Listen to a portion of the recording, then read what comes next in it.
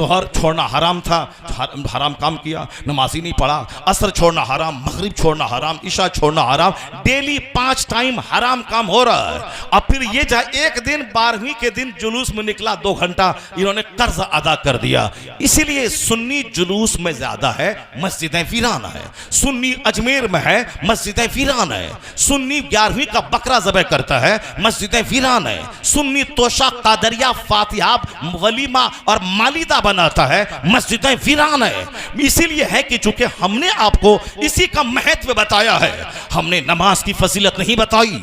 मुस्तफ़ा ने कहा है कि जिसके दरवाजे पे नहर रहे, 5 वक्त वो डेली नहाए, हल यब्का मिन दरन ही मिन शै, क्या मैल कुचैल में से कोई चीज बाकी रहेगी क्या? और सहाबा ने कहा नहीं, हुजूर फरमाते कज़ालिका मसलुस सलवातिल खम्स, यही मिसाल 5 वक्त की नमाज की है। ये गुनाहों को नमाज मिटा देती है। यमहुल्लाहु बिहिन्नल खताया।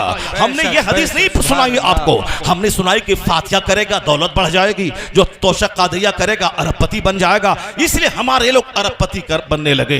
गरीब आला हजरत कहते रहे मजार का तवाफ हराम है, मगर हमारे लोगों ने नहीं माना। आला हजरत चीखते रहे कि एक चादर सिर्फ मजार पे डाल, चादरों की बाढ़ लगाना दुरुस्त नहीं है। एक चादर लगाना डाल देना ताकि आम कब्रों से अल्लाह के वली की कब्र मुमताज हो जाए, वरना चादर चढ़ाने की रस्म मत बनाओ। आला हजरत ने मना किया। कब्र को हाथ मत लगाओ, 4 हाथ दूरी पे, 4 कदम दूरी पे रहो। कब्र को हाथ मत लगाओ, एक चादर सिर्फ चढ़ी रहे, चादरों की बाढ़ मत लगाओ। यहां साहब आला हजरत कहते रहे कि औरतें जब घर से निकल के जाती हैं तो हर कदम पर लानत होती, अल्लाह के फरिश्तों की लानत बरसती है। अब जब लानत बरसती रही, आते और जाते बरकत कहां से होगी? हमने नहीं माना। हमने माँ बहन को ले गया बरेली और अजमेर। आला हजरत चीखते रहे तवाफ कब्र हराम है, और हमने क्या कि नहीं, तवाफ करने के बाद दुआ कबूल होती है। आला हजरत कहते रहे कि मज़ार पाक को सजदा करना हराम है, मगर हमारे लोग वहां जाके सजदा करते रहे, जाके दौलत मिल जाए।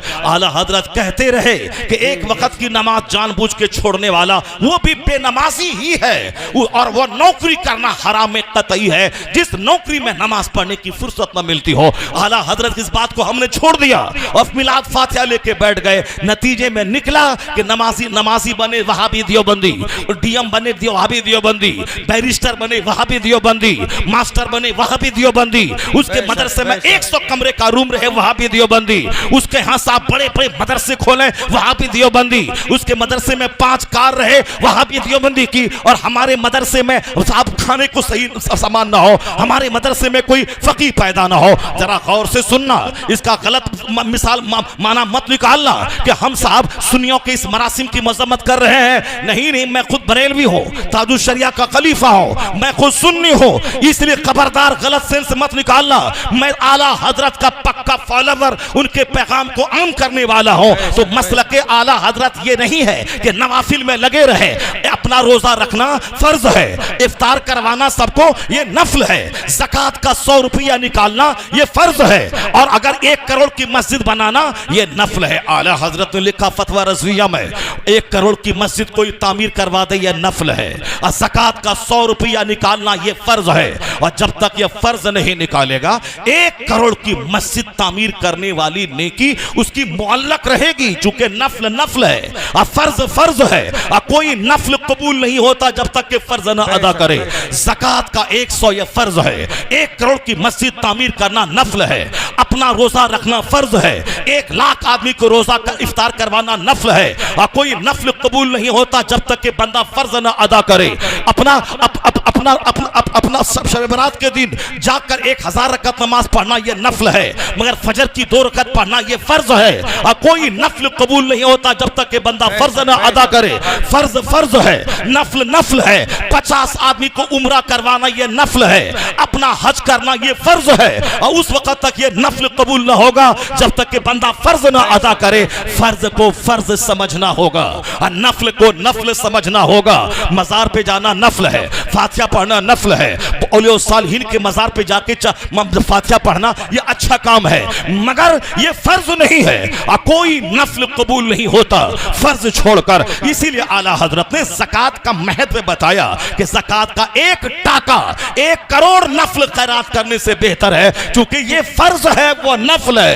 क़यामत के दिन फर्ज का सवाल होगा, नफल का सवाल नहीं होगा। अगर फर्ज के साथ नफल मिला हुआ है तो दर्जात बुलंद हो जाएंगे, उनके मराती बुलंद हो जाएंगे, उसका ग्रेड बढ़ जाएगा। लेकिन नफल है, फर्ज नहीं है, वह नफल काबिल कबूल नहीं होगा। तो जो कहता है फातिहा हराम है वो भी जहन्नमी, जो बोलता है चादर पोशी हराम है वो भी जहन्नमी, जो बोलता है गौसे पाक की नियाज हराम है वो भी जहन्नमी, और जो ये कहता है कि नमाज पढ़ने से क्या होगा, बगदाद जाओ, अजमेर जाओ, मदीना जाओ, फातिहा पढ़ो, लंगर बांटो, वो भी जहन्नमी।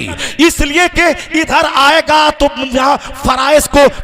फराइज को नफल समझकर उसकी तौहीन करेगा, अगर उधर गया तो फिर वो एक नफल अच्छा काम को हराम कहता है, तो वो भी गलत है। दोनों रास्ते तबाही के हैं। या बीच का रास्ता है मसलके आला हजरत का, कि नमाज भी होगी, नियाज भी होगी, नमाज भी होगी, जुलूस मोहम्मदी भी निकलेगा, नमाज भी होगी तो शे कादरिया भी अदा किया जाएगा, ज़कात भी अदा होगी, गौसे पाक का लंगर भी बांटा जाएगा, फर्ज भी अदा होगा, नफल भी अदा होगा। यह सीधा रास्ता जन्नतुल फिरदौस लेके चला है। तकबीर, नाराए रिसालत, उलमाए अहले सुन्नत, मुफ्ती शहरियार साहब क़िबला, नाराए तकबीर, इमामुल अंबिया कॉन्फ्रेंस, जश्न दस्तार बंदी, जश्न दस्तार बंदी, नाराए तकबीर, नाराए रिसाला। ये है मसलके आला हजरत।